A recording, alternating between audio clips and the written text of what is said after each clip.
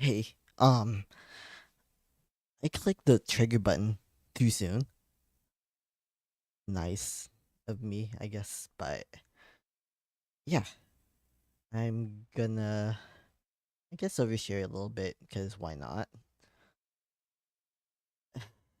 Yeah, it's also been a week since I've been laid off. Um, what? I don't even know what category. Okay, I guess this is the appropriate one. Never mind. Um, yeah, I guess I'm gonna try to overshare at least a little bit.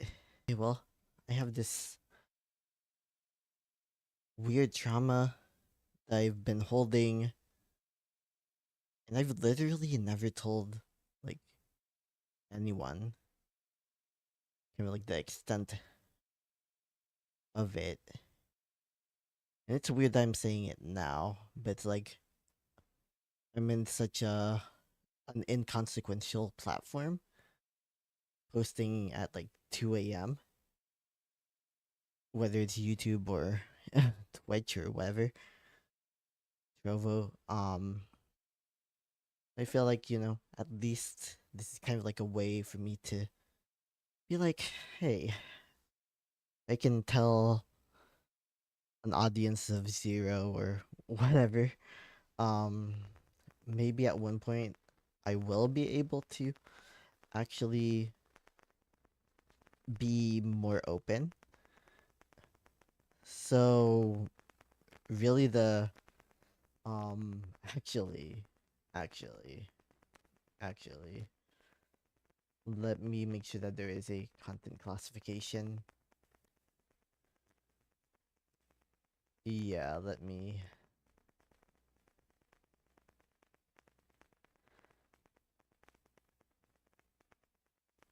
Yeah, because it might be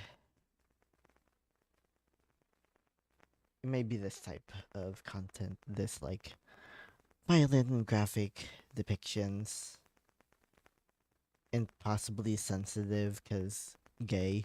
Was there was a time. There was a time when I was this innocent little twink, and I guess it was almost like some sort of like, I want to call it a fetish. I don't think that it was that. It's just that, and a lot of people took advantage of that by basically doing things to me without my ability to consent because we were literally in the middle of it. And of course, now seeing me, it's like I've literally gained like 50 to 60 pounds since that time period of my life. Actually, more like 70 to 80. So it's been a while. But, you know, basically between 2015, which was I think when I lost my my seed. I don't know what kind of euphemism people usually use for it. 2015 to 2020, literally just before 2020. That was a period of time when I was the most actually active. When I was actually active, not even the most active, like, because once 2020 hit, pandemic, everything, um, yeah, I kind of lost that desire to be desired in that manner. And it's like, for the past 5 years that I've been in this state of mind, initially due to the pandemic, but now because I'm like, okay, maybe I'm a little too damaged. Maybe I'm a little too. Maybe I feel too much like I'm like used goods or whatever. And so it's just like, huh, interesting. Like, how is it that like me, somebody who um used to like doing that type of stuff, kind of just like flip the off switch. Like as much as I want to say that it's because I mean I doubt that it's because I grew up. I doubt that it's because of me being scared of getting sick, of falling ill. Because I mean that never really bothered me before. I will say it did start to be like an obsession of mine just because I found out that I was immunocompromised and all of that type of stuff. Um, but sometimes you take those types of risk if you can. I literally go to a park sometimes. I go without a mask on, clearly, because why would you go to a park with a mask on? Um, and and interact with people. I encounter people and stuff. So it's definitely not just because I'm scared of intimate interaction, but it's like it's a weird feeling. Kind of like, like how do you go from doing that type of stuff on a regular basis to just not doing it at all? But then now thinking about it, it's like, okay, maybe that's why I've gained weight because it's like, what's the point in having like this certain like weight level if you're not really doing anything with it? Like, really bad reasoning, by the way. Would not recommend. Um, Definitely after this project that I'm doing, like while I'm saying whatever I want to say, is over, I'm gonna definitely like spend some time with that, with like exercise and whatnot. Let me hold on.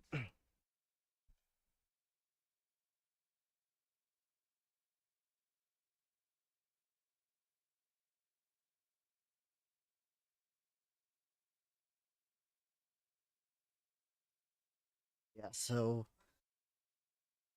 yeah, the reality is that did I actually experience trauma from that time period? Like, was it just like the low level type of trauma, like the trauma of being rejected, being ghosted, etc., or was it deeper? Right? I literally don't know. I have zero clue if I actually did experience like emotional, major emotional scarring. Reason why I'm saying this on the internet is because I've I don't know. I've never brought it up to my therapist at all. It's like it's been eating at me for months, but I've never brought it up to my therapist because I'm just like, wait, am I overthinking this? Is this valid trauma, or is it just a part of being in that sort of situation, right? Especially as a queer person, um, a younger queer person at the time who was pretty, um, pretty much like susceptible to being taken advantage of in those sorts of situations. And so, for me, it's like, oh, well, I had the desire, so wasn't that consent? But then, so many times, what ended up happening was that, they would go further while we were already in the act. And so, it's just like, huh? I mean, it's one of those things. Literally, for years, I didn't even realize that, you know, anything bad happened, but now that I'm like 5 years removed from doing any of that sort of stuff, it's like huh, maybe him forcing me to do things without a condom when I specifically said that I wanted to use it was not consensual. And maybe my desire was not necessarily consent. And it's just like, huh.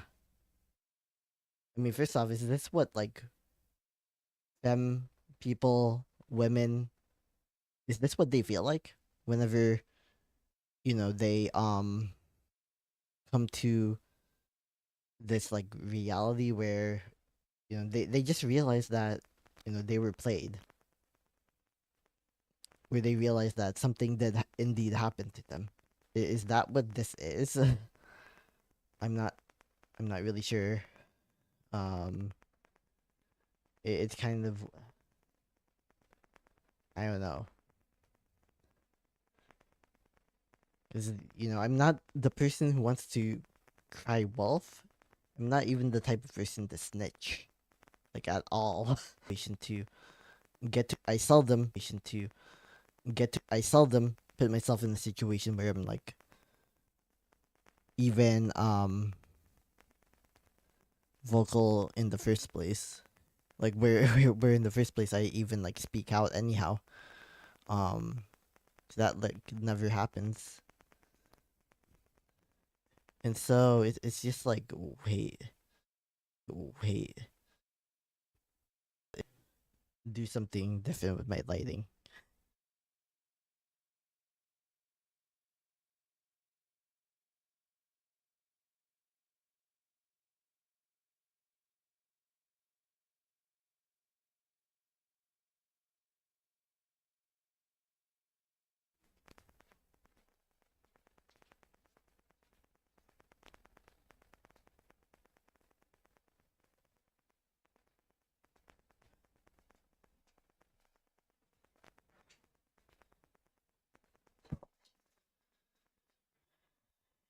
Okay, I don't know if I actually like this lighting, but it's a lot less hurtful to my eyes, so I guess it's better anyway.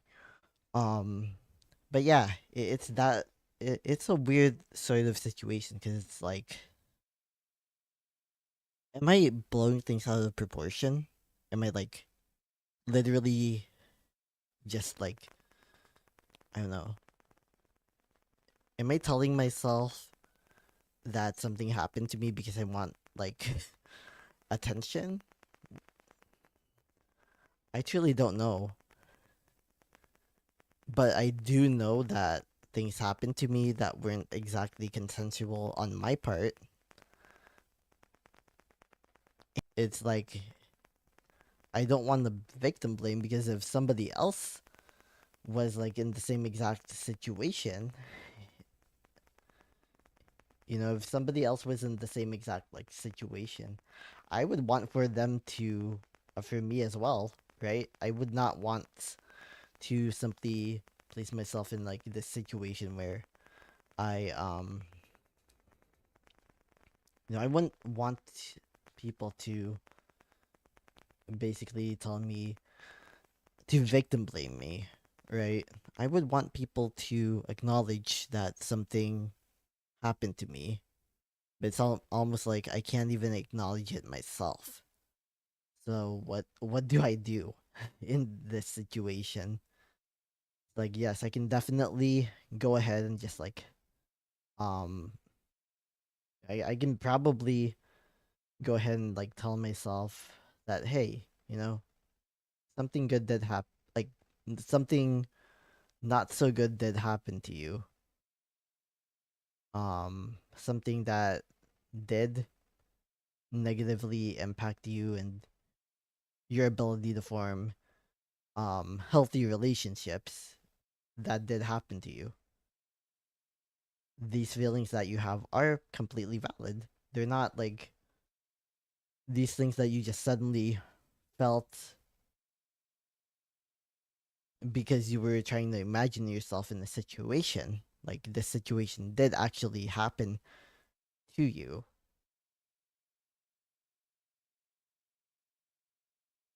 It's weird. It's like I know that my therapist literally told me that I had all of the symptoms of complex PTSD, but I've never really gotten to the roots, like the actual roots of why that is. Why in the first place I have um this issue, right? It's really always just been like, okay, well, I have this condition. It explains a lot, but it's all almost like, okay, but can I explain why I have it in the first place? And to this day, I can't. But I know that during that 5 year period of time between 2015 to 2020, things did happen to me where I was not able to consent and where I was not able to fully, you know, involve my personhood or exert it rather. And in the past 5 year period since 2020, I've been in the state where I've intentionally lost touch with so many different people, lost touch with like so many different relationships that were once very important to me. And to be completely honest, I still go ahead and think to myself like, why have you lost touch? Why can't you just text them hi? Why can't you just do this or do that? And I guess it's like it's almost like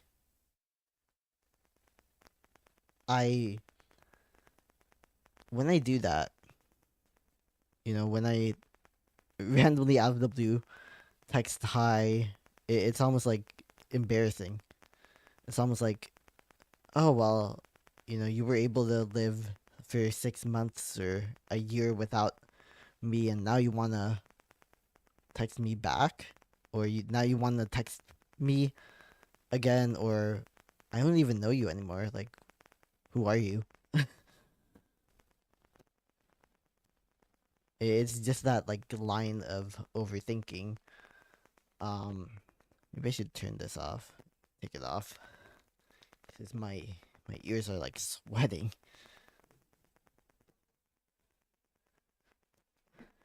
It's just really odd. For me,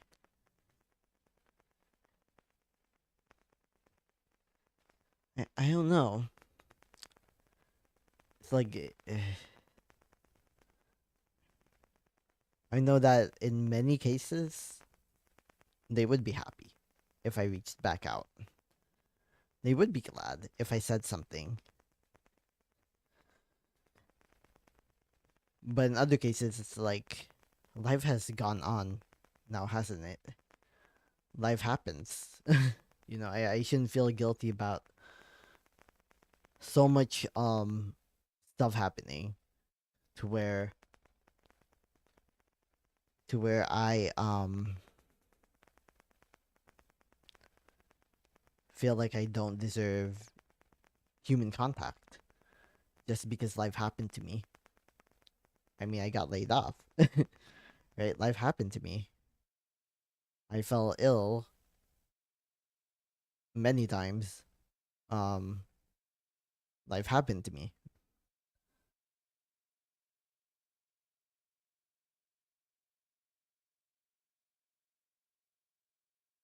and I don't know. I don't even know how to connect those two different phenomenon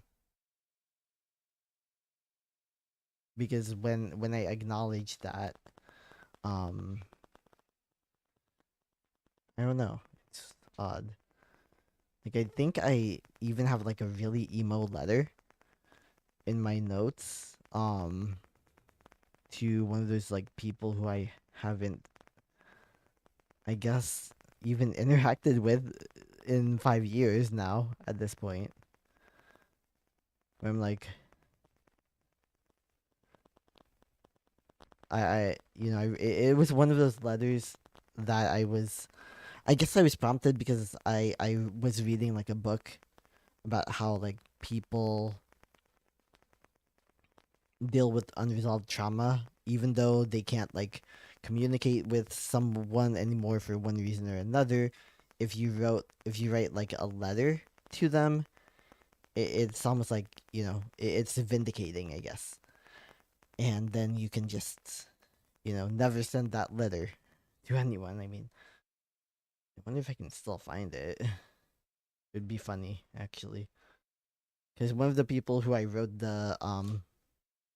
like one of those letters to, they literally came back into my life pretty soon after. I was just in this like weird emotional state.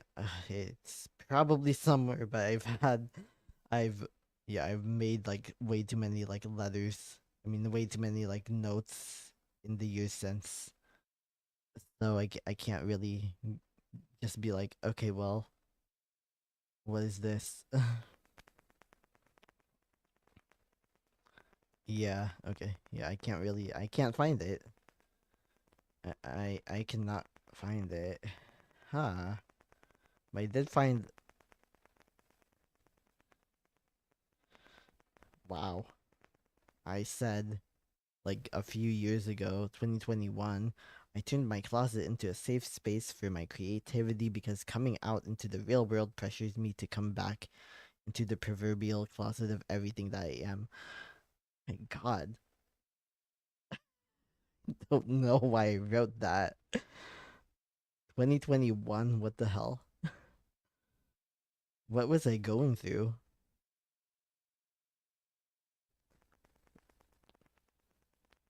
Yeah. And then, yeah.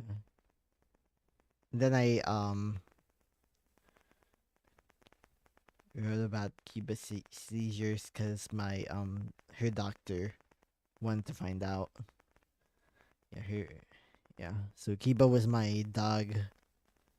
Um, she passed away last March. Yeah, she was having seizures back in 2022. So basically, for 2 years, she was able to you know, be a dog, be alive.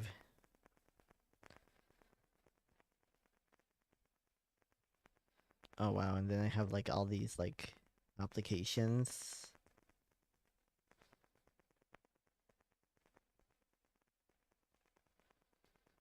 Yeah, my notes are so weird.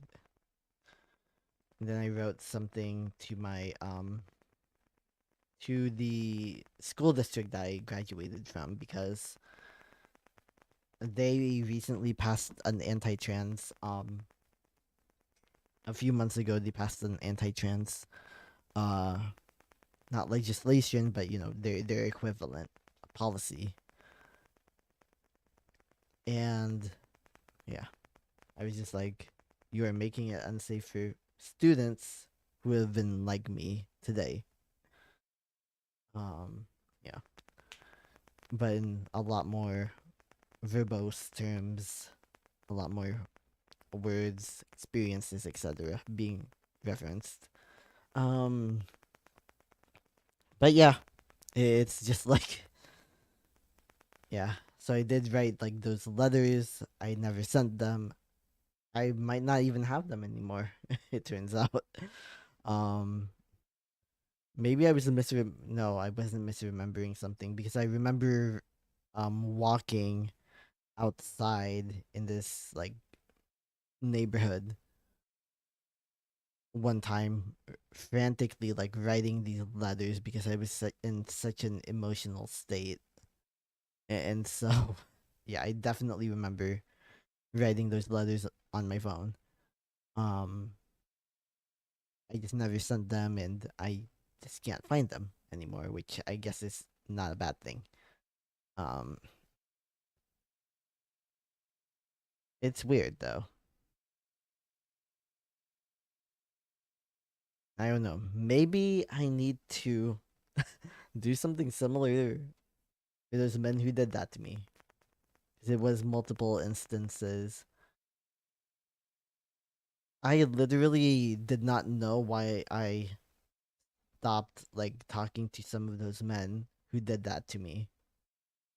And now it's like, huh, maybe this is why, because I knew that's something that they did not do right by me. And it's like, this is my way of like exerting my self determination. I remember I literally got like a Snapchat message from one of them last year, I think, it was like a few months ago, and it was kind of odd. Um, yeah, that was like, why am I getting a Snapchat message? I mean, I haven't had Snapchat on my phone in years, literally like since 2020 or 2021. I No, probably not even at that point. I probably took it off my phone probably around like early 2020, if anything, or late 2019. Um, yeah, it was one of those weird situations. I just took it off my phone because I don't know. There were literally like some people who I only spoke with and texted using Snapchat, and so yeah, I kind of feel bad about doing things like that. I mean, I there is so many like apps that I've deleted, even though there were a lot of instances where I only spoke to certain people using said app. Like using certain dating apps. I left. I just left. I just left, and then I think I gave my number, and then we just never really vibed again. Cause I mean, I would get busy. They would get busy. Yeah, things like that. That's why you never know if like, huh? It's like the trauma feels real, but it also feels almost as trivial as like the micro trauma of like not like of being ghosted, right? Because that does leave some sort of trauma. It does result in some sort of traumatic response, but it's not anywhere near as bad as when, you know, someone does things to you without your consent. And I'll leave it at that in terms of graphic detail. um and I guess for me it's like, I wanted something with that person. And so I didn't mind that they did things to me even though I didn't consent to it or could not consent to it. But I'm trying to rethink things, right? I'm just trying to be like, okay, well, why is that okay that they did that?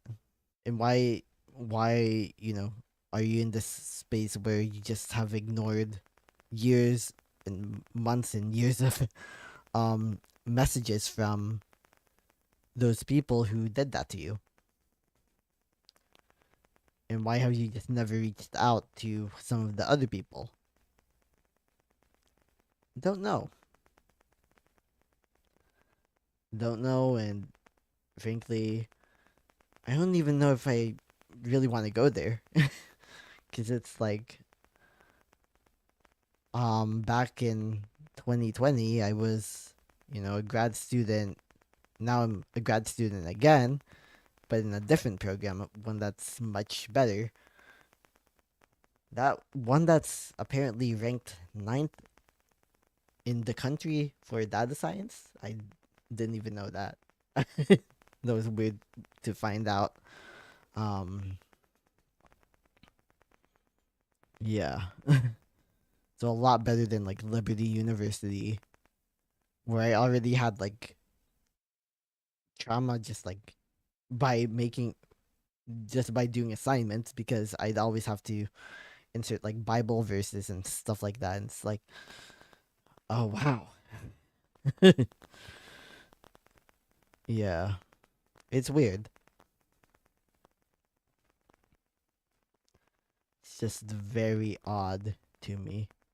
Like when I think about like the things that have happened in my past, when I think about the things that I'm holding, it's like I of course I want to hold space for other people who have experienced, you know, something traumatic.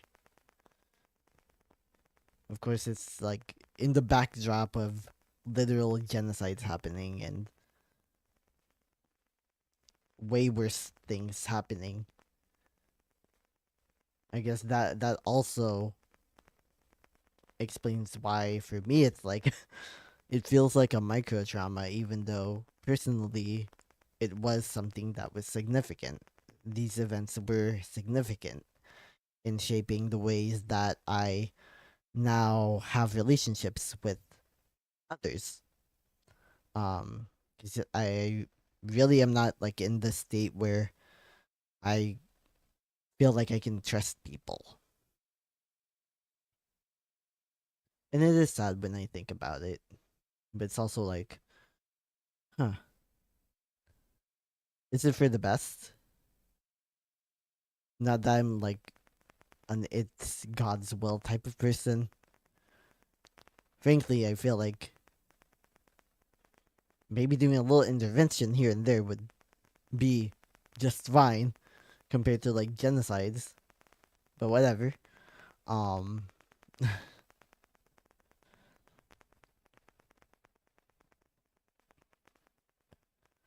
it's almost like, you know, being hyper aware and extra careful and being very just wary about everyone and everybody, it has gotten me out of a lot of other trouble, right? It's gotten me out of just like being this naive, autistic, neurodivergent person, right? I'm not as naive as I could be because I have this sense of awareness that I've developed over the years. Albeit, you know, those like experiences of, you know, I guess sexual trauma, they shouldn't have happened to me, of course. And for me, it's also like, you know, those men probably didn't even realize that that's what they did by doing those sorts of things.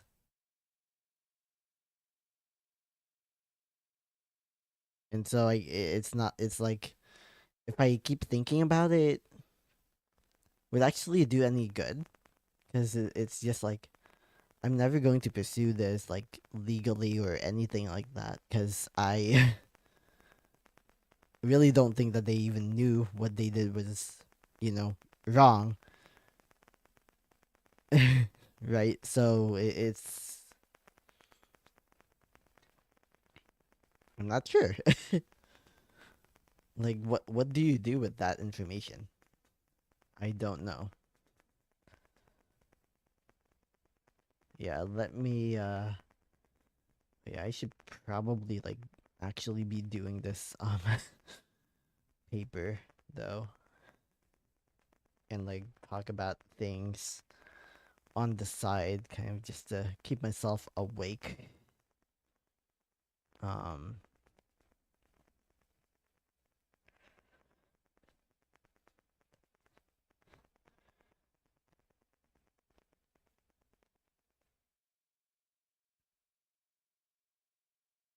yeah. Oh yeah, and oh, looks like I have to take my medicine already.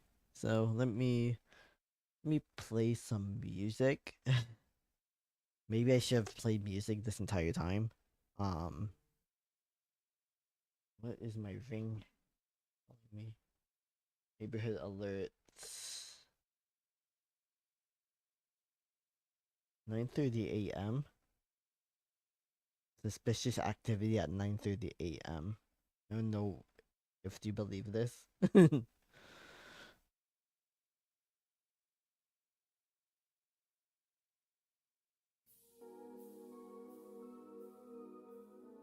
This entire time I've not been like wearing my headphones or anything like that.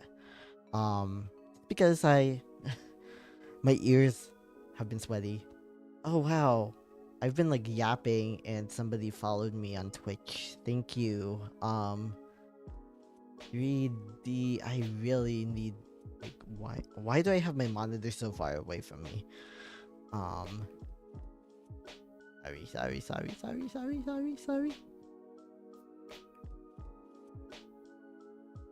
3DM LOYPFSP. Thank you. Thank you. Yeah, it's yeah. But yeah, I should take my medications because I tend to try to like talk a lot after I take my medications. Like I tend to be able to talk about like literally anything because I'm taking like allergy medications and they help me get to sleep because I'm like one of those people who just cannot sleep all that well. Um, Otherwise, because I have chronic sinusitis. Let me do that. Hopefully the music is loud enough. I don't. Yeah, the audio looks like it's like really low, but again, I don't have my headphones on.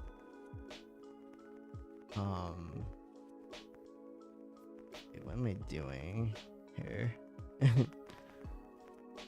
Slipstream. Maybe I shouldn't mess with it.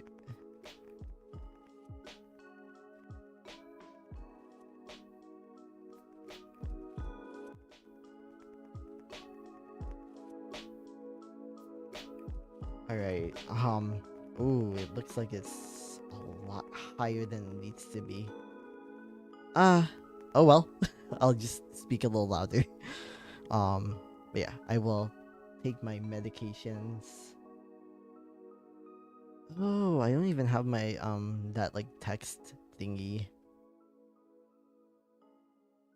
To be like, oh, hey everyone, this is what's going on. So let me put that.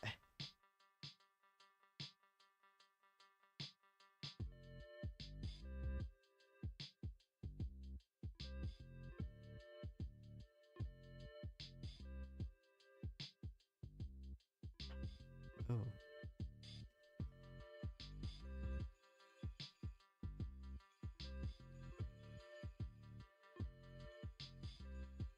I should, like, definitely.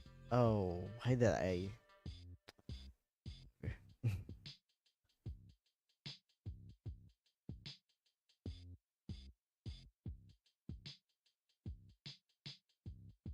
Alright, so that's what I'm gonna be doing for like the next few minutes. Like, probably 2 minutes at the most, because I literally, you know what? I might just like put the medicine in my mouth and then like bring my food cup with me and just like drink it here.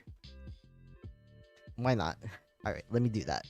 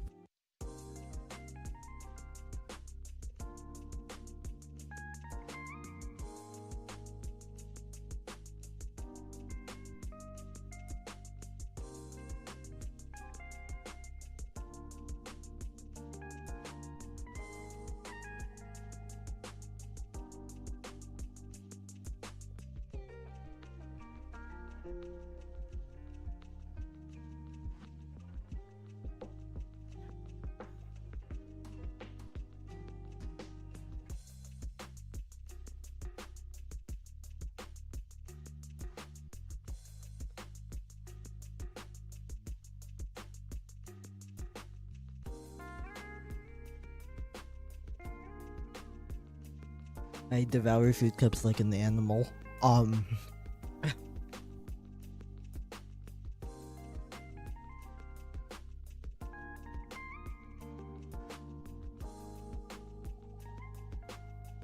like I don't know. I've made a routine out of this.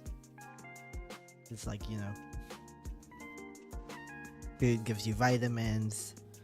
Even though this is a fruit cup, it gives you vitamins and minerals, etc. I just like I just like food cups a little too much.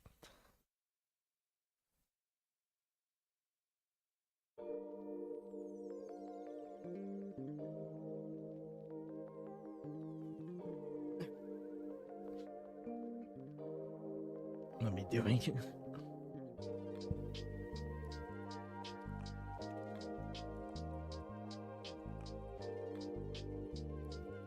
Then my technique for this one is like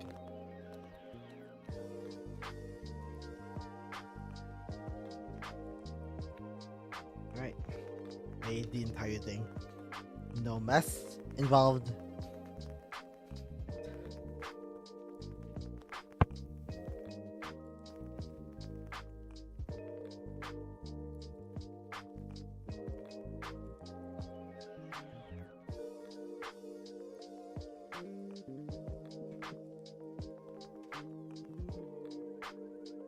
Oh yeah, and if you see me doing this, like, I'm like basically blowing my nose without like air coming in, and the reason why I do that is to pop my ears, because I don't know, for like the past week, my like I haven't worn earplugs in a week because like my ears all of a sudden just like started to be like really full. After I wore like my last pair of earplugs, so I just don't wear them anymore. This has happened to me before, so that's why I'm not like super worried or anything like that.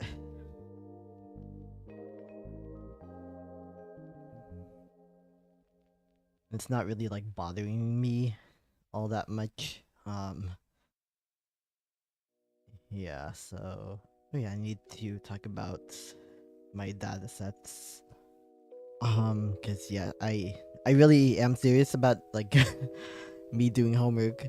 I'm supposed to be doing homework at the same time that I'm um doing this. Oh wait, no, I already talked about two different data sets.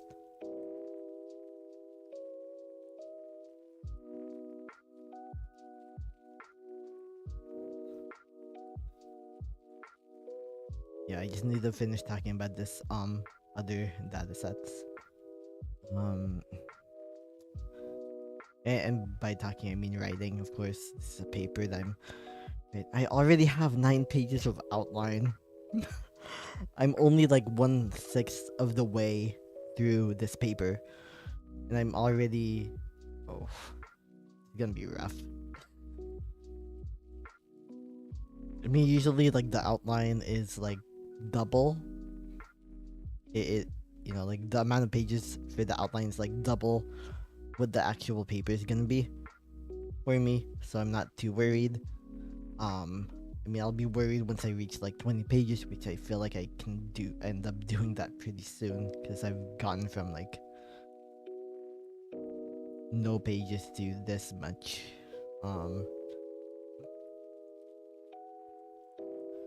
Yeah. Let me. The allergies are really bad right now, cause Texas, just Texas. That's the only way to explain it.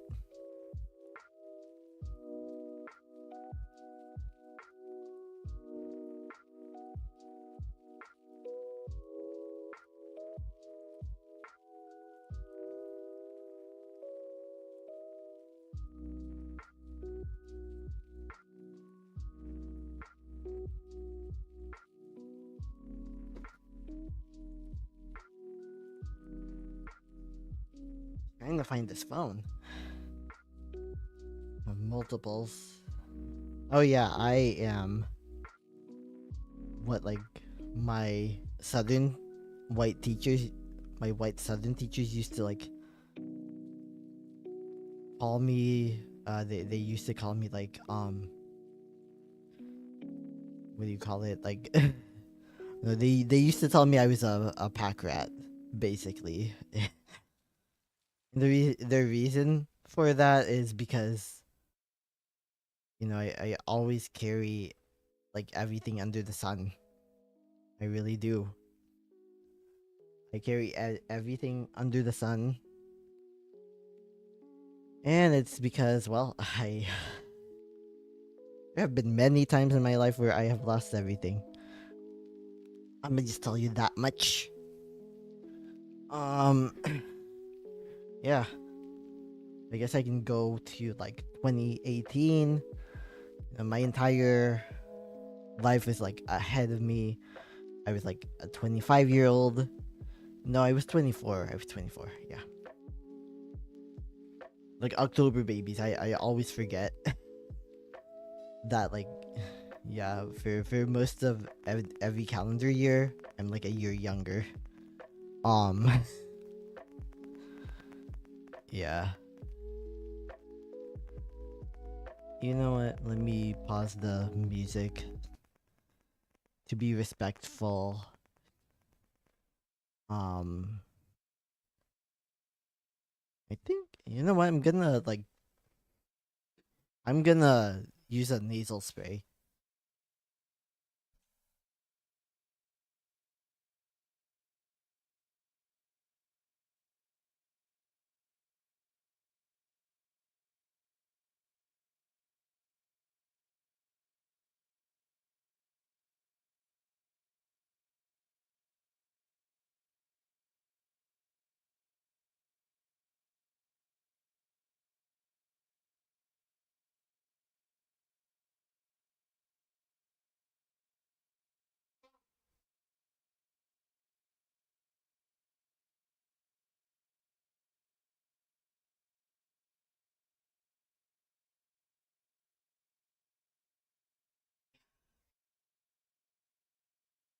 Yeah, that nasal spray should make my allergies a little better. But yeah, anyway,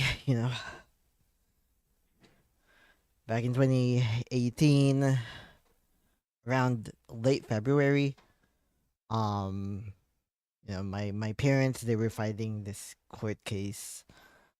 Basically, um, that was like the year that I graduated from university as well. I don't even know how I did that, but that's another story. Maybe after this. Yeah, 2018. I was just like, you know, had my life ahead of me. I was still only like 24. Um, I'm autistic, and so of course it's like can't really expect me to have like my milestones figured out all that much, right? Like I don't abide by regular people by neurotypical schedules. I literally have to find my own way to do things. So, yeah, I dilly dallied around during community college. I was in community college from 2013 to 2016. That was like a great educational experience. I'm not even gonna lie. I'm not even gonna lie.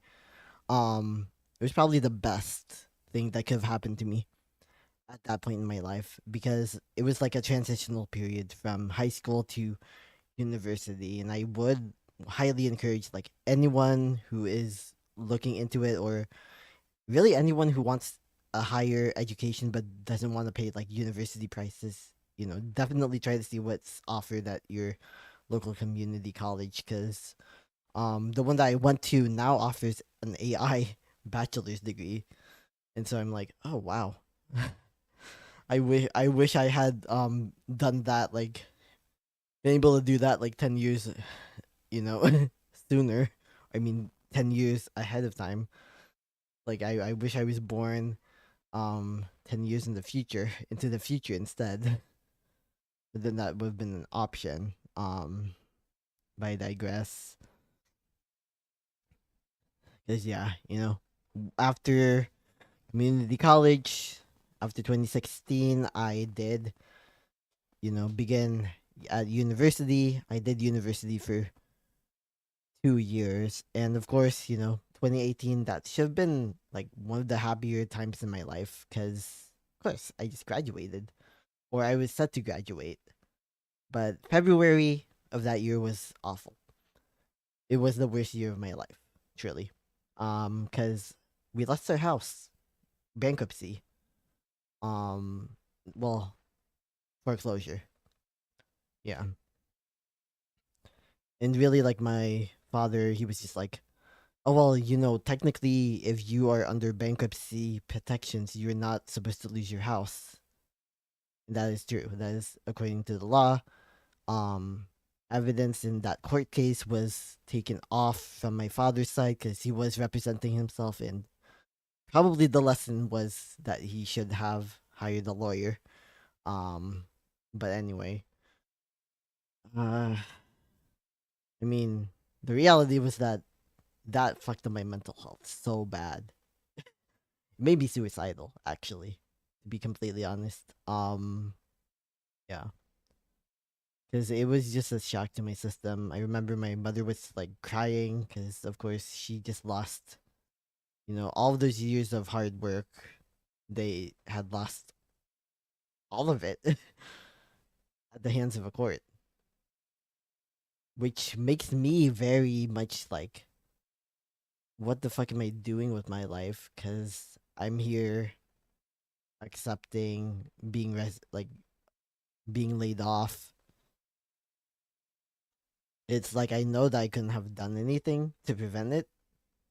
Um, Even if and plus if I hadn't raised my hand, I doubt that I would have gotten any of those positions that I applied for anyhow. Because the reality is that there are only like like one or two spots in that in each of those positions. I basically only applied to like um 6 positions um by doing like 3 applications.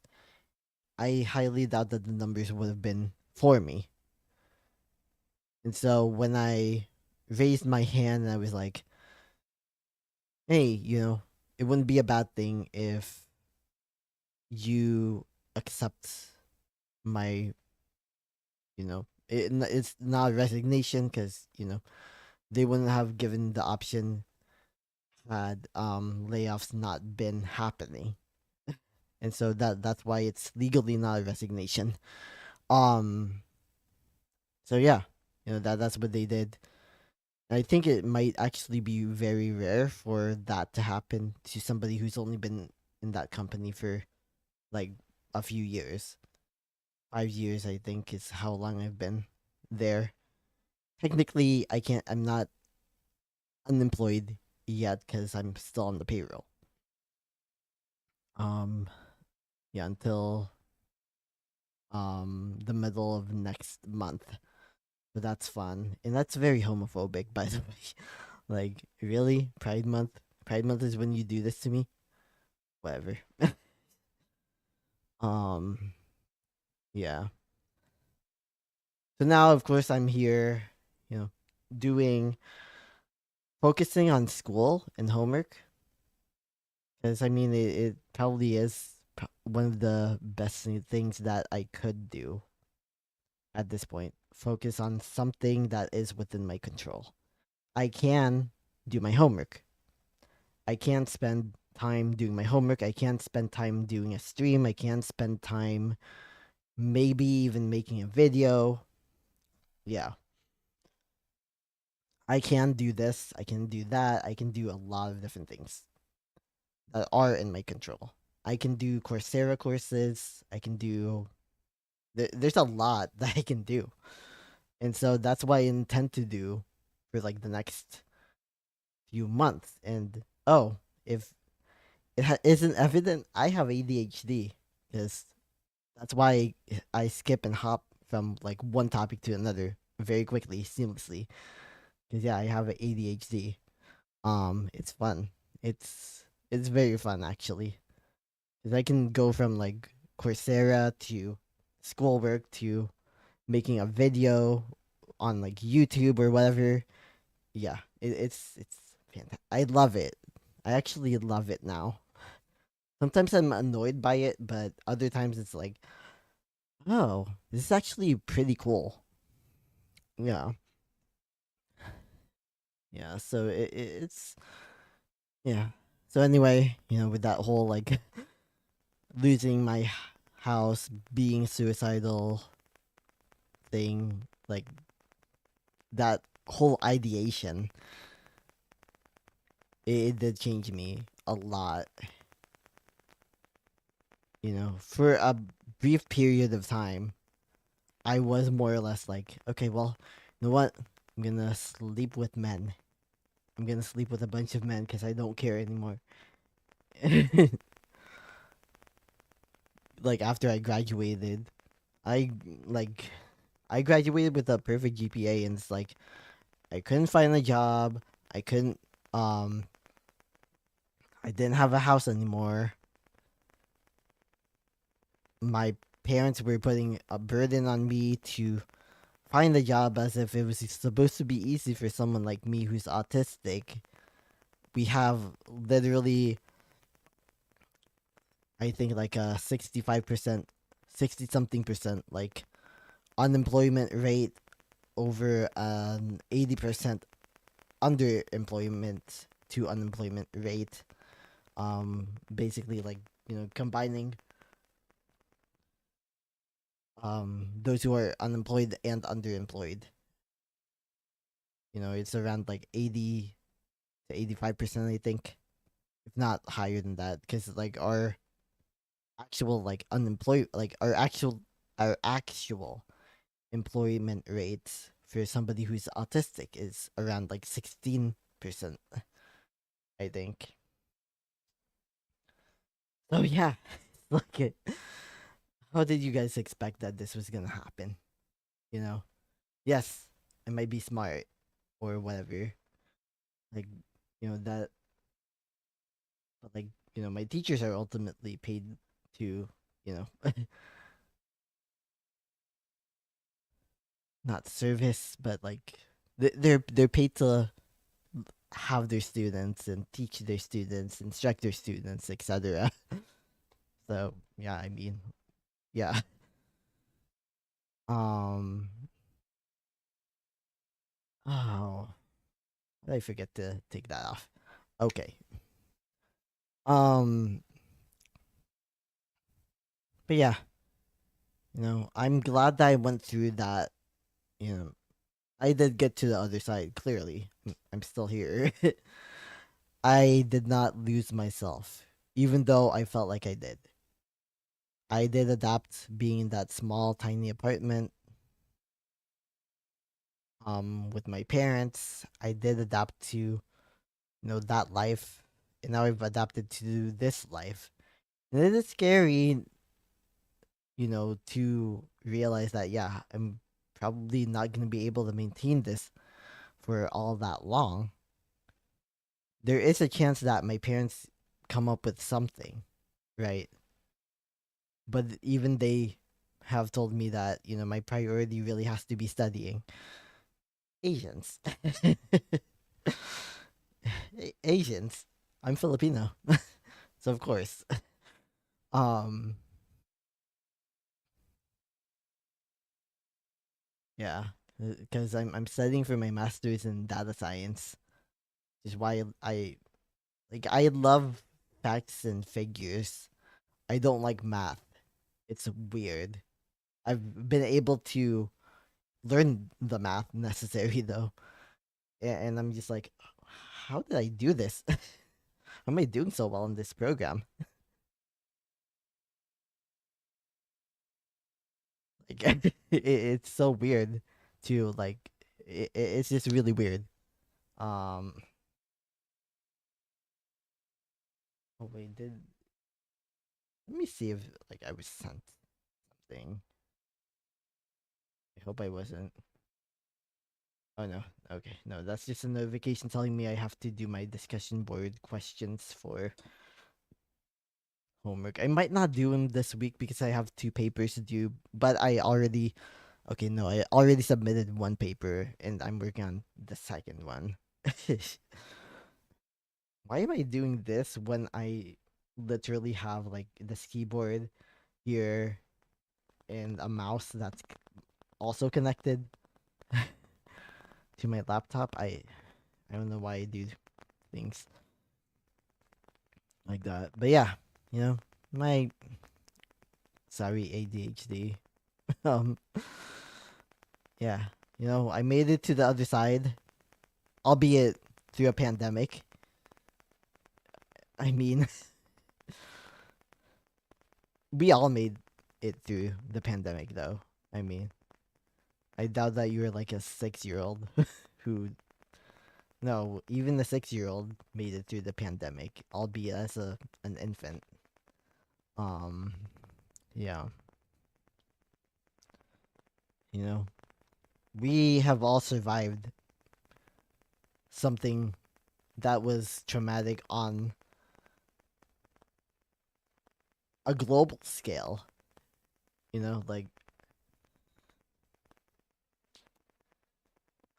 I mean that was the truth. I mean I remember reading stories back in 2020, 2021. Well, yeah, 2021 about how like the Israeli government was denying Palestinians vaccinations because they were like, "Oh, well, they have their own government even though Israel does not recognize the Palestinian um authority as a legitimate government. They don't recognize the state of Palestine." So, yeah, I remember random things like that. Um, so I mean, of course, for those people, it was doubly traumatic until they were able to finally get those vaccines, right?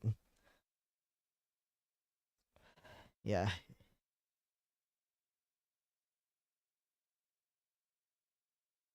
and then for me, it's like, okay, well, there's a reason why I get vaccinated every single year because I can't afford to like catch COVID or anything of that nature. I can't afford to catch the flu. I can't afford to catch even a cold because like my sinusitis has fucked with me. It like I have literally had experiences where I'm like, like I've literally been in a state where getting a cold resulted in a months long battle with a bacterial infection that was born out of my sinusitis. And so, yeah, I suffice it to say that I am not willing to, just like I have to wear a mask whenever I'm outside. Maybe not when I go to the park, but whenever I go outside, I do have to wear a mask. When I go to like a public place, I avoid public gatherings as much as possible. I will start going into like this, I guess, like arts. There's like an art guild type of organization, and that we have here locally, and I'm just like, okay, well, I want to do art again at some level. Maybe that might not be like what I'm studying for grad school, but I want to try doing art again. And so my plan is to go to the general meeting that they have next month. I was supposed to go to the one on Monday, but I was like, you know what? I have to do 3 hours of lecture. Do I really think that's a good idea? I'm glad that my mind was like, nope, because yeah, like I don't know. On Monday, I was like blooming during the lecture. I was like speaking my mind. I was not afraid. I was unabashed. I did lose breath quite a few times because I have asthma. I have like everything under the sun. Except for like, any type of like, um I don't even know what like the correct term is today. But what back in my day we would call it like an STD, STI specifically. And so yeah, I never actually got that unless you count like, cold sores, but you get that from kissing, which yeah. So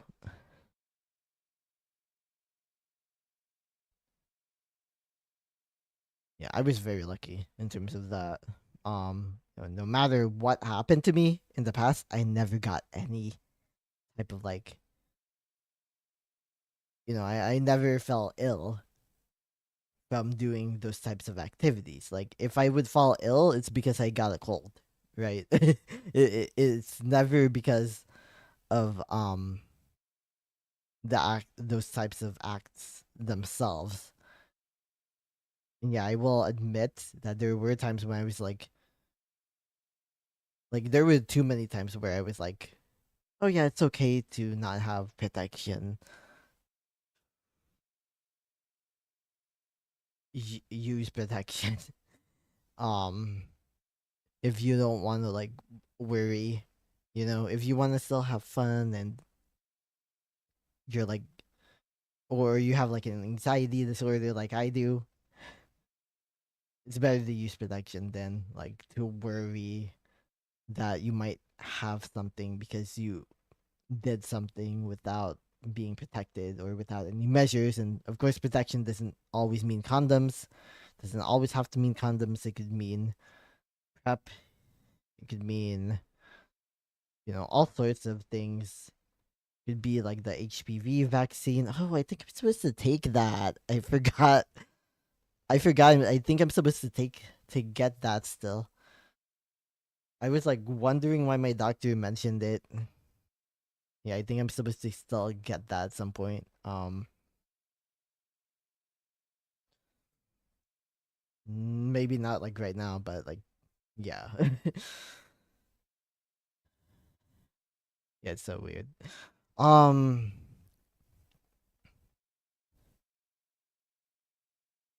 yeah, so as a result of PCA, it's my homework by the way. um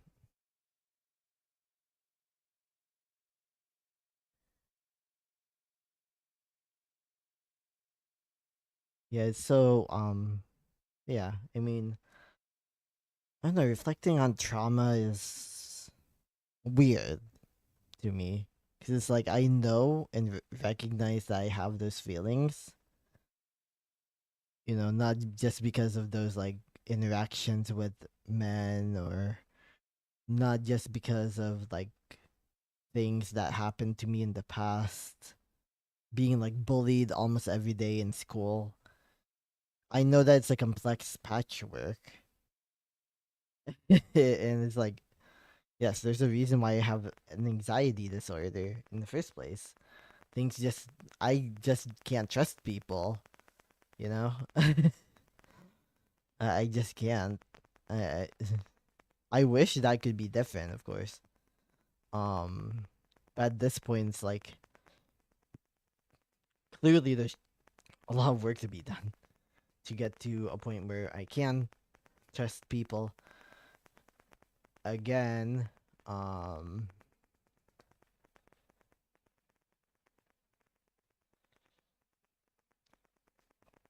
yeah.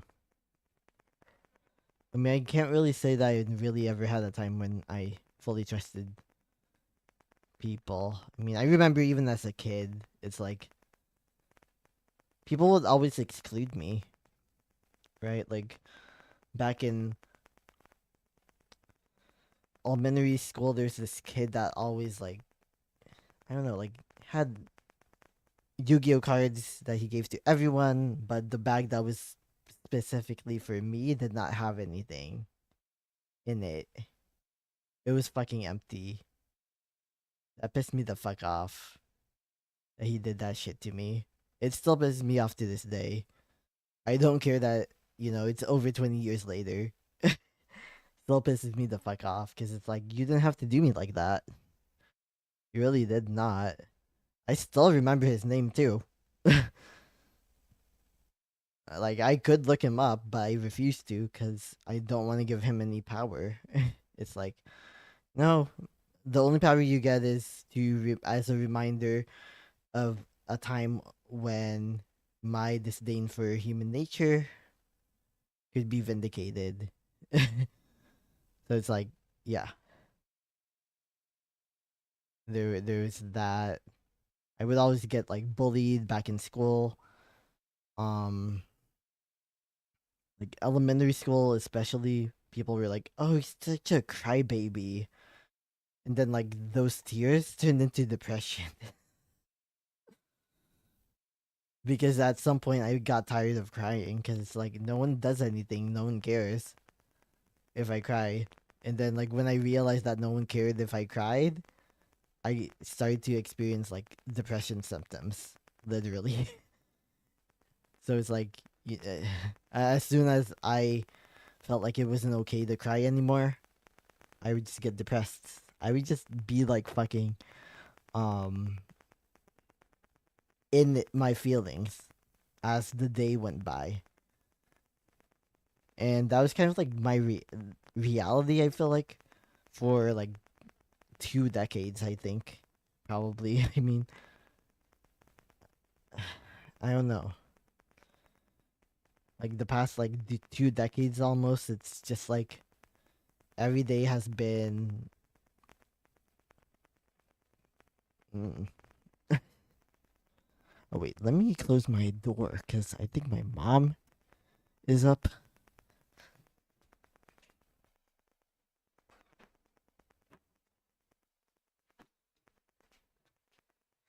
'Cause my parents are like old school and they do not want me to be talking about anything like this, and I'm just like, I'm gonna say whatever the fuck I want to say.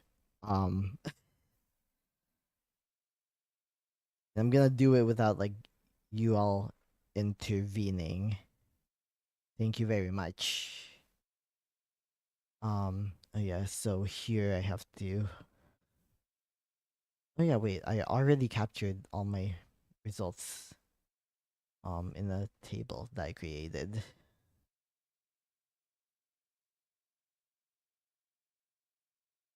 Yeah. So that's yeah.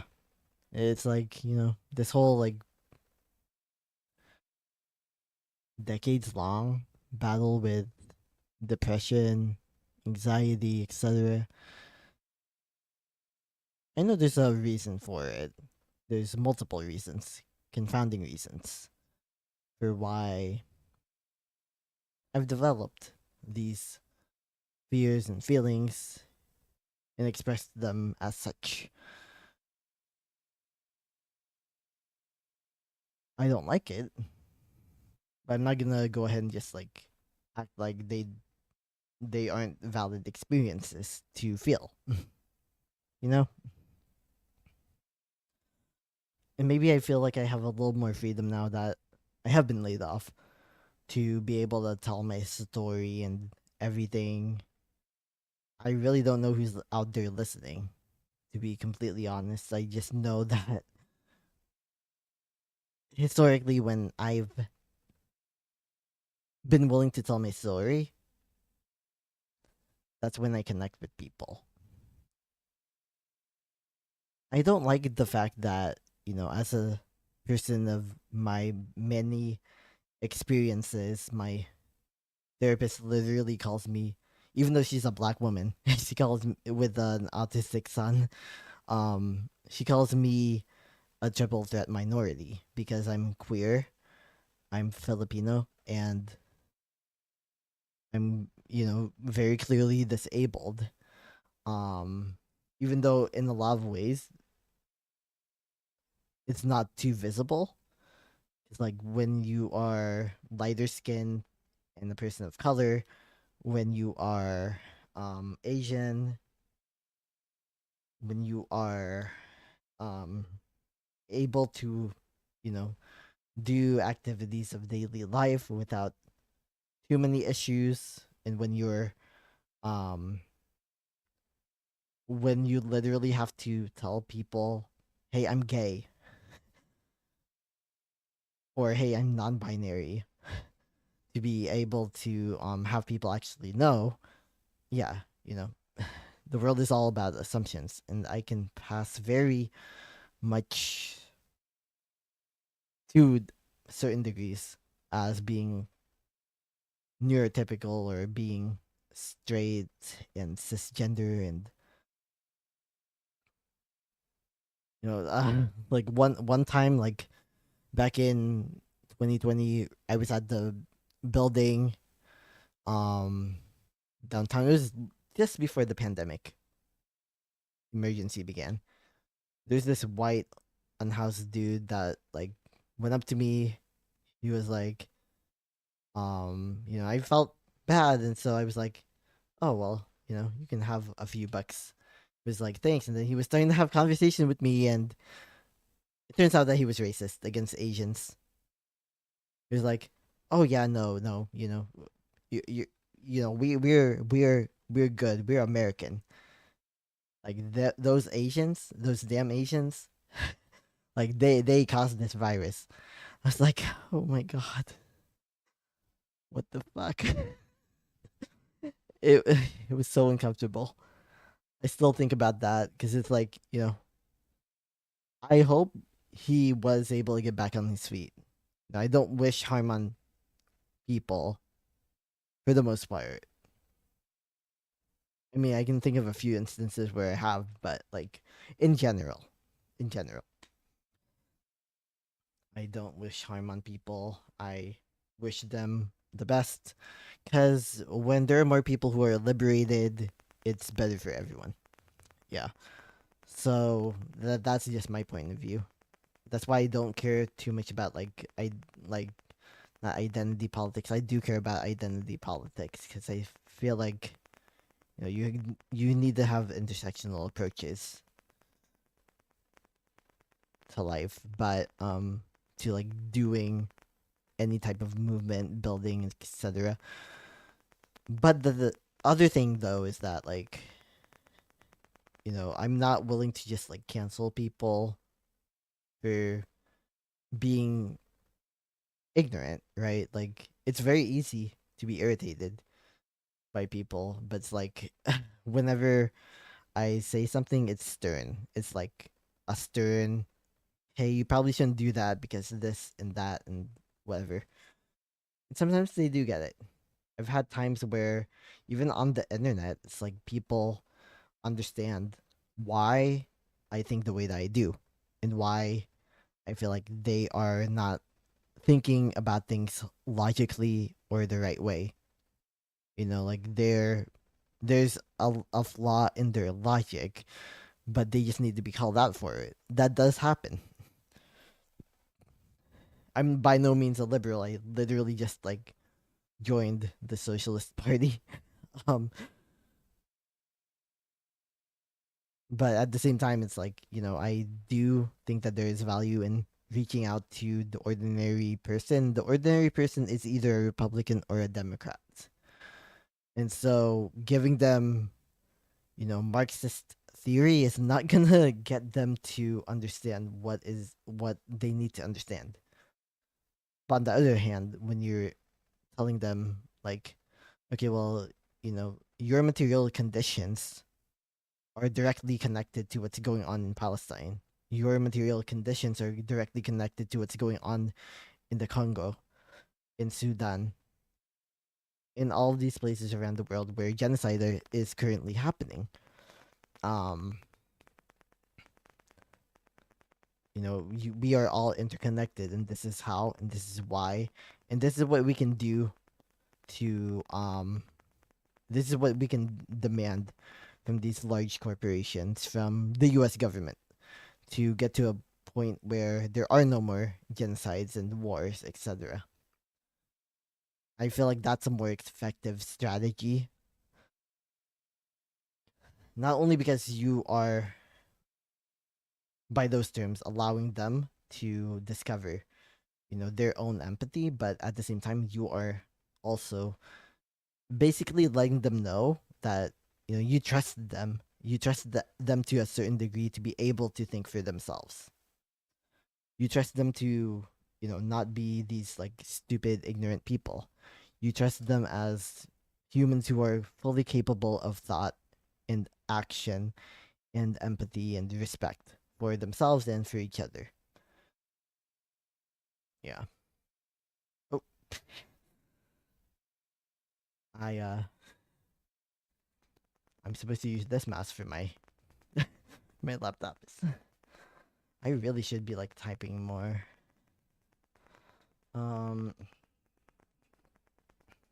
yeah, even with yeah, that's just how I am. It's weird. It's like that's kind of why I say what I said like earlier where I was like, okay, well, sometimes it feels like this trauma that I hold, that I bear, even though of course obviously it's not, you know, there are a lot of situations going on in the world right now to which it's not even comparable. But at the same time, it's something that I've gotten over and that I'm learning from and growing from. Um,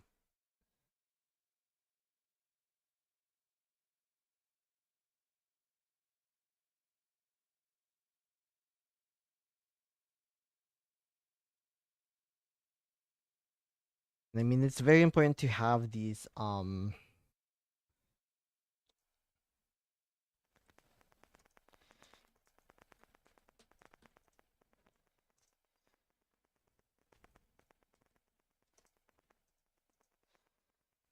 It's very important to have these like um this like sort of understanding.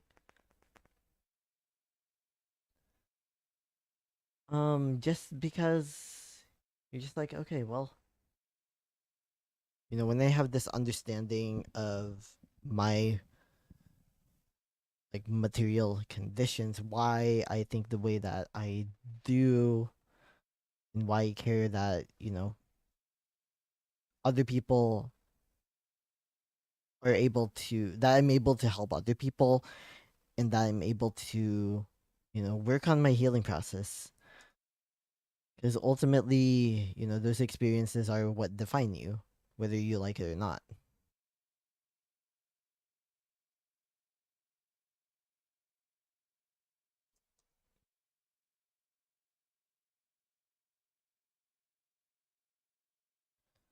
I mean, way too many people are literally all about just ignoring their own struggles, unfortunately.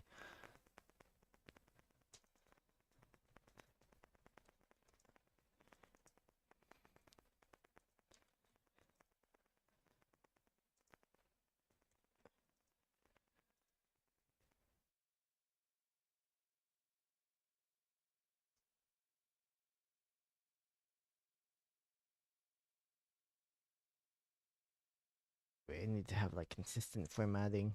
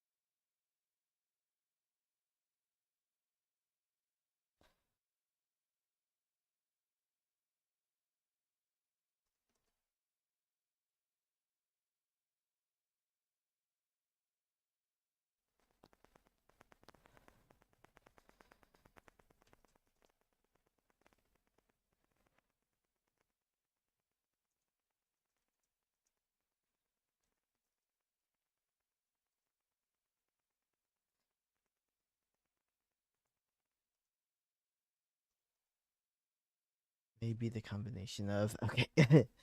But yeah, I yeah. So I do find it to be very important to have these like realizations, or to be honest with yourself about like what you're going through, what you've gone through in the past, what you're currently still going through. Like for me, I know I'm currently unemployed. I am currently a grad school student. I have a certain level of struggle now that I have to deal with financially, emotionally, physically, because of the fact that, I am now unemployed.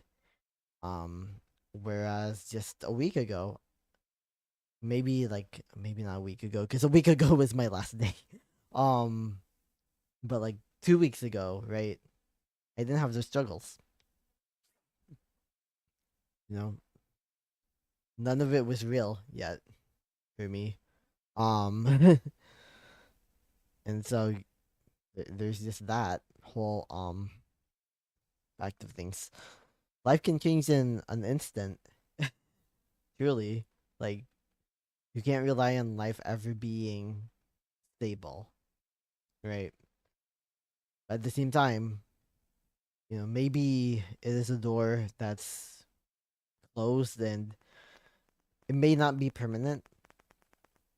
I mean, you know, I have colleagues there who want to see me back once I finish school.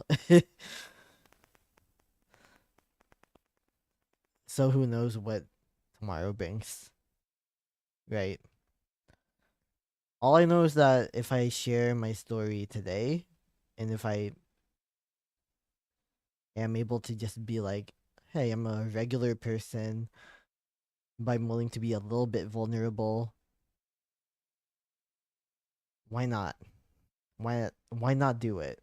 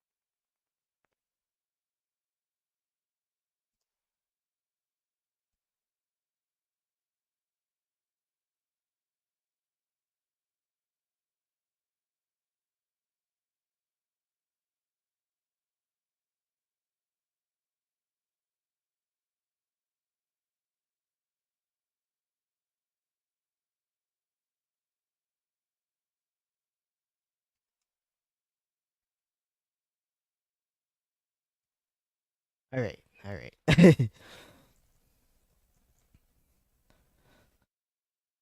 Yeah, so I don't know.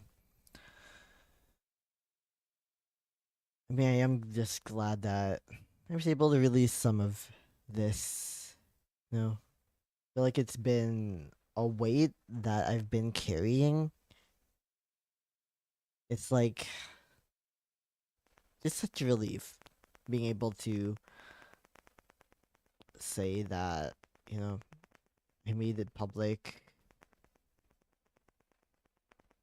even if it's I don't even know how many people are watching my stream right now or have watched my stream. I know maybe at least one person, just because I see that somebody followed me, and thank you again, 3D for that on Twitch. Yeah. I'm just glad though that I was able to say something about my story, about like my experiences. It might not be for everyone, of course. Like not everyone is willing to talk to like someone who's gay and masculine appearing about trauma. I might be non-binary, but I do understand like the way that I look, the way that I present self, I might not necessarily find it to be a fair um categorization of myself, but nonetheless, I do know that when you are masculine appearing, a lot of the times, yeah, people are not really willing to uh, like hear about like the traumatic experiences that you've had. Um,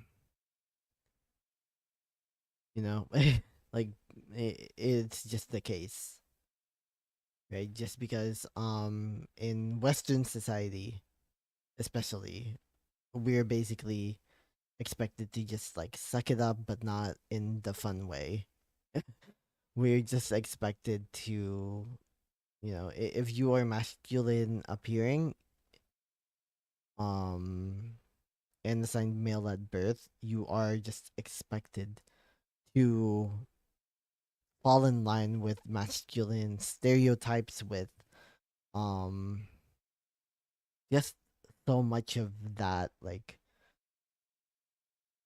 basically it's the opposite of like oversharing and trauma dumping. It's like you are just expected to not acknowledge your trauma ever.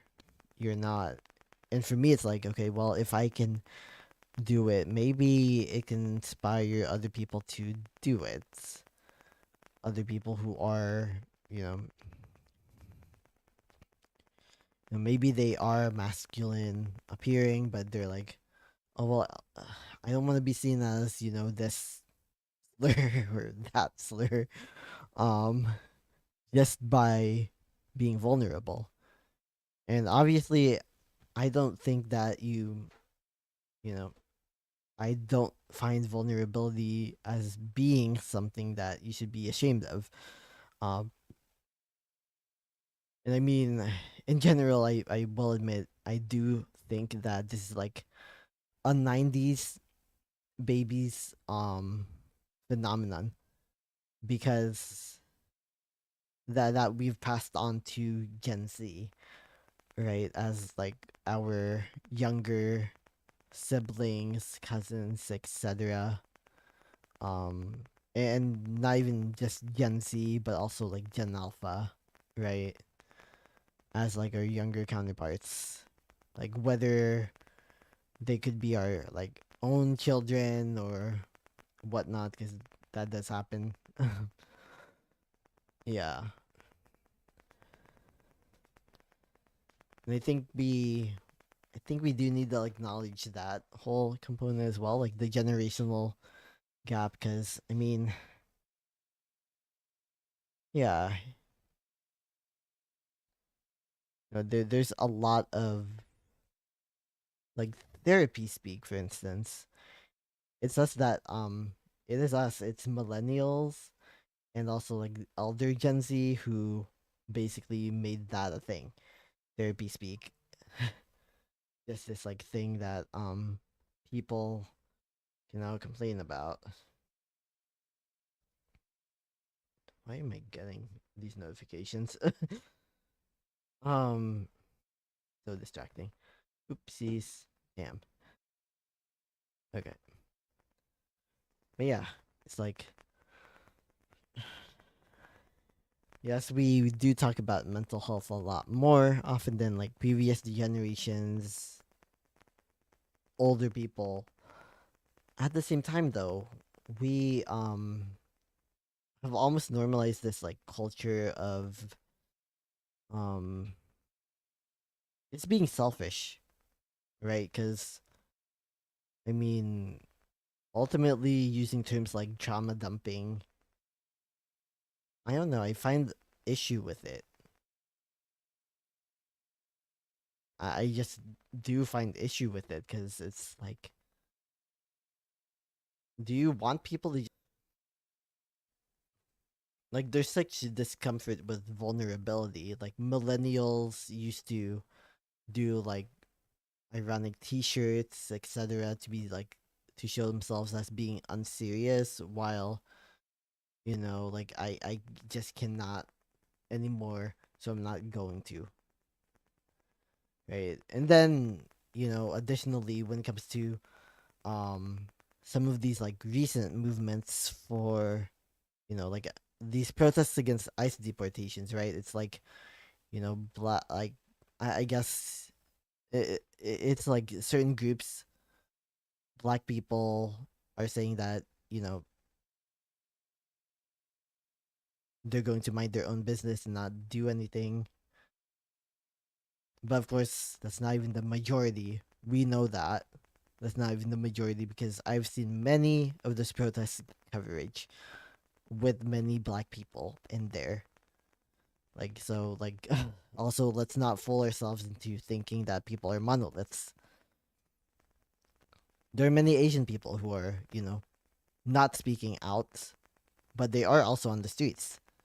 Because they know that there is a history there. What I find funny is that, a lot of like Asian creators are like, why aren't there any Asians? You know, why aren't Asians speaking out on social media? And it's like, honey, your social media algorithm is not the entirety of the internet. Like, I say this as someone who's studying data science right now. I know that I'm literally studying echo chambers. And so, like, social media chambers. And so you're fed content that is meant to like rile you up. That's what that's what's being fed to you by social media companies because they know that that's how you will stay engaged. They know that they can control you, that you can stay on their platform for a longer period of time if you are riled up. And so that's what they do. They rile you up. They make sure that you are angry and they make sure that you are upset and they make sure that you're in a position where you're going to comment something, and as a result you're going to keep engaging and engaging and engaging. That's the whole point. And so if you're wondering why you aren't seeing Asian Americans in protests or on social media, it is because you are not being shown that, because they know you for a fact. They know that you will be, as an Asian person, angry at other Asian people who aren't doing anything because you value an Asian person that takes action. But if all they do is show you fellow Asian people taking action, then you're not like, why would you stay on that platform for a longer period of time? Like they see that you have a history of being confrontational.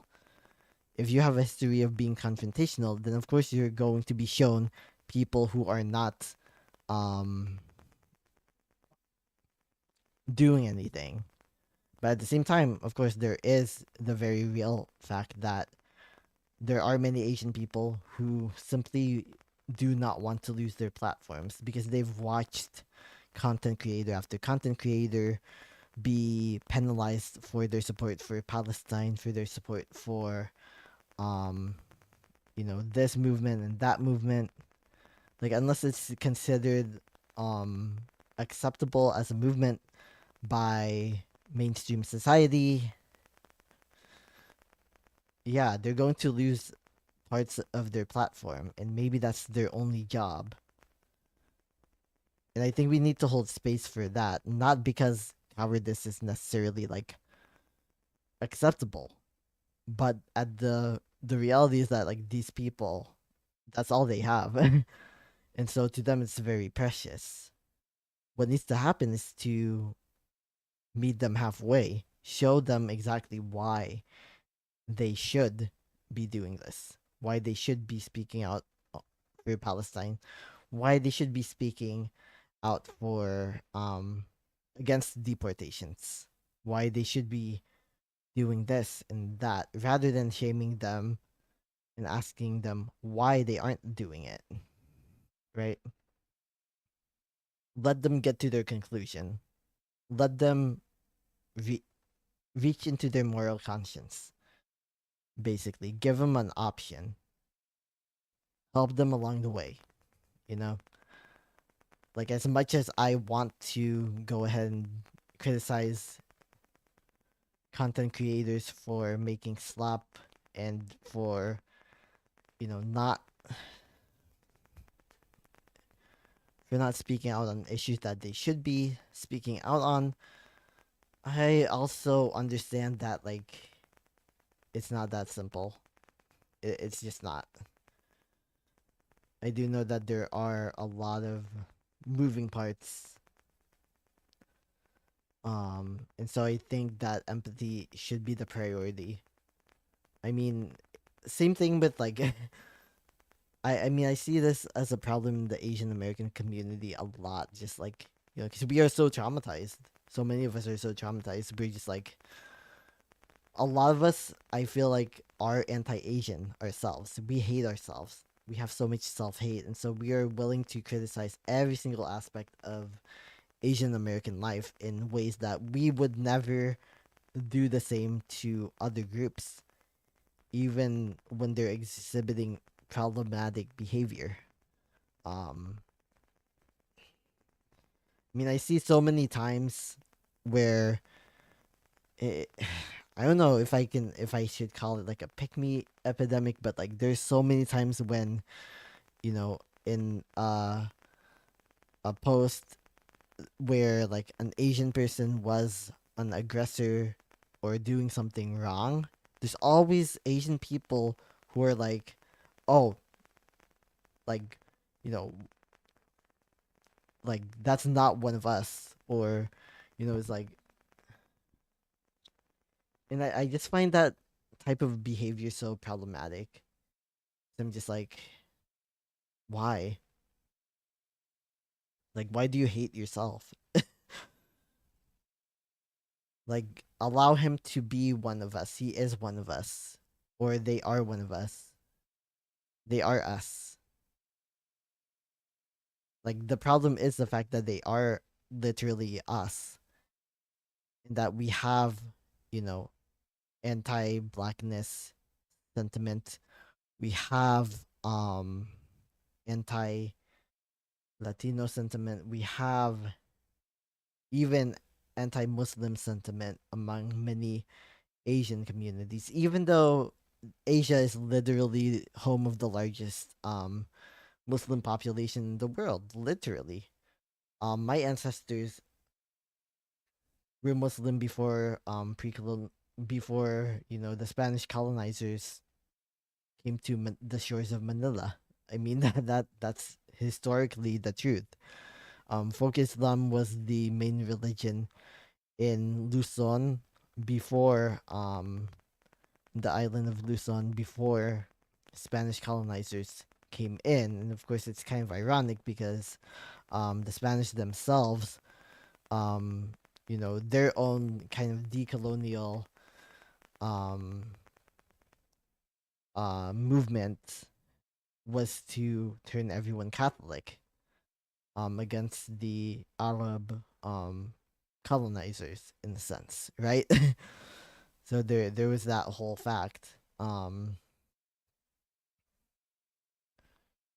yeah, I mean, we have to acknowledge that these issues exist in our community as systemic issues that we can partake in stopping and in preventing.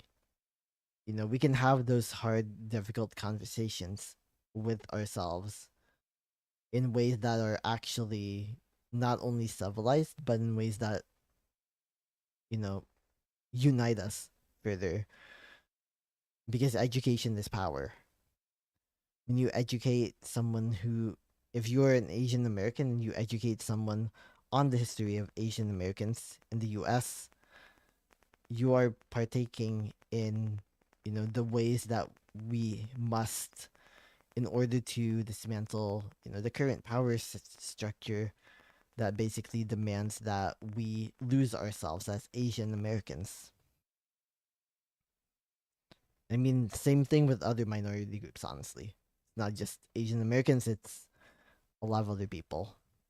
Because many people of color in general tend to look towards whiteness as the norm and as the end all be all. when it comes to like what success looks like, when it comes to what you know, this and that, right? Like our only measures of success and idealism, etc., are usually very Eurocentric as people of color. And so, you know, many of us just can't see beyond that. And yeah, many of us do just need some assistance to understand that there is room for joy as an Asian person, as a black person, as a Latino person, as a Native American person, without hating on your own group, without hating on other groups. There is space for that. It is possible. It is possible for you to reach that level of liberation where you're not just being reactionary. You can be proactive in making sure that your communities are informed. Make sure that your communities are able to, mobilize and convert themselves from a mindset of white supremacy to a mindset of liberation. And even white people can be converted from a mindset of white supremacy to liberation. And how does that work? Well, when you acknowledge what the white working class is going through. While I wouldn't go as far as to, be all like, like excuse white working class people for, the actions that they do. I'm far from it, in fact. Um, yeah, many white working class people are simply racist because they think that, it's minorities that are the problem, when in fact it's not. It's the white power structure that oppresses us, that historically genocided my ancestors. It's that same power structure that allows for you to be, as a white person, subjugated, right? And so, helping them understand that that is better than, in my point of view, that's better than just being in the space where you're not where you're just like saying, like I don't even know. Where you're basically like cursing out all white people. Um I don't know. I feel like because we hold so much trauma in our own hearts and we're not often willing to express it, and we're oftentimes even calling it trauma dumping to, be vocal about your trauma. You say it's cringe when somebody is literally just being vulnerable. That type of mindset is why, unfortunately, we may not get to liberation in this lifetime until we change our act and until we understand that, first off, being cringe is not necessarily a bad thing all the time. Secondly,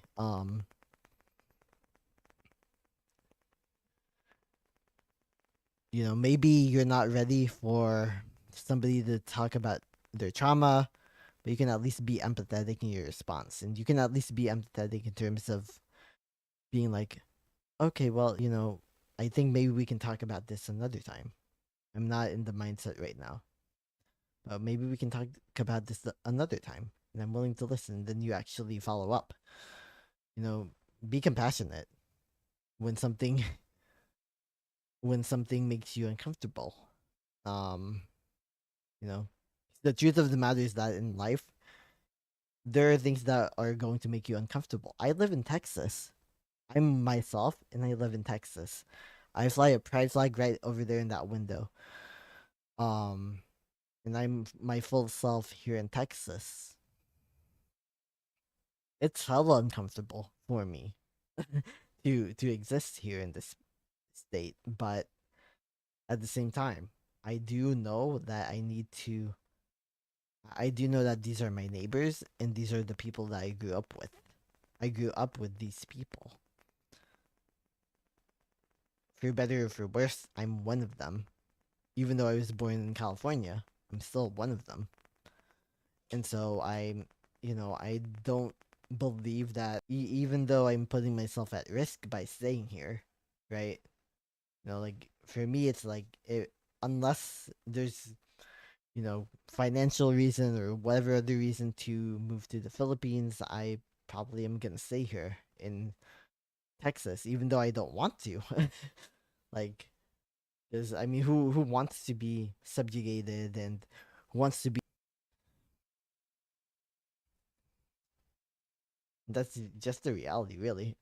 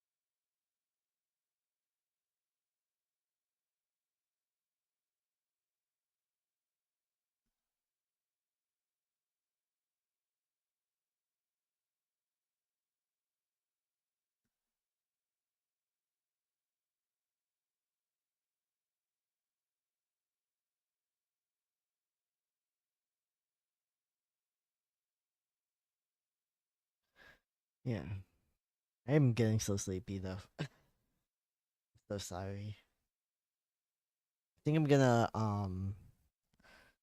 try to reach the 2 hour mark though. So not gonna leave quite yet. But I do have to like do my saline rinse for my chronic sinusitis. um after the stream ends. So I still need to like do the microwaving of the rinse itself and the rinse solution itself and yeah. Um yeah. I know that there's a lot of things that we need to work on as a society. You know, hopefully my trauma dumping and slight political commentary helps some people just like realize why we need solidarity and why we need to be for each other. Because when we're in a state where we simply where we accept one another, accepting people, accepting others for who they are, that should be the goal, not simply imposing your rules on anyone else because you've cultivated this, you know, your own way of growing up, your own way of experiencing culture, etc. Yeah, it's just like sometimes we do need to let go of our own personal emotions. But in order to let go, we have to work through whatever causes us trauma in the first place, right? For me, it's a very liberating feeling to be able to talk about like the trauma that I've experienced in my life, whether that does relate to like sexual trauma or trauma of like suddenly losing my house, the trauma of like um being bullied every day at school. You know, there are different things that you can do. You can share your own trauma in your platforms. Maybe you are on Twitch, maybe you're on YouTube, maybe you have a TikTok following. Why not share? It might be cringe, but what's more cringe is holding it in. just like not it's just more cringe to hold things in. Think about it. Like when you're just holding things in, like you never hold in gas, right? You let it out, even if it's embarrassing. You have to because otherwise you're yeah, you are going to be not happy. like a lot of times we just need to let go. Need to accept that in order for us to move on, we have to acknowledge what happened to us. And we need to understand that life can be beautiful when we allow it to be, and when we simply do not accept, you know, things as they are. They can be a lot better, you know. For me, the dating scene could have been a lot better. It isn't, but it could be a lot better.